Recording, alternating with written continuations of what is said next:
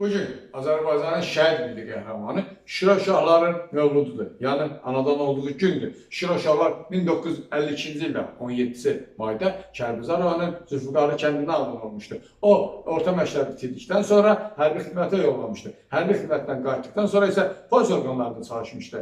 Birinci Qarabağ müharibəsi başladığı zaman təbii ki, önündə döyüşən polis idi.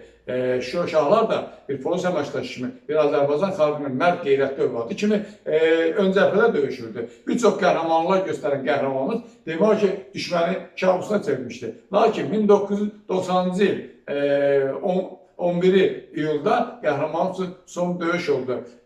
Düşmən pususuna düşən qəhrəmanımız öz yoldaşlarını xilas edərkən qəhrəmancasına şəhid oldu. Biz də Milli Qəhrəmanlar Təşkilatı, Vətən Qəhrəmanları Təşkilatı olaraq qəhrəmanımızın ailəsinə başsağlığı veririk. İnşallah haqq dünyasında qəhrəmanımızla görüşmək Allah bizə nəsib edər. Gəlin qəhrəmanlarımızı unutmayalım. Onların qəhrəmanlığını gələcək nəsillərə çatdıraq. Allah rəhmət etsin.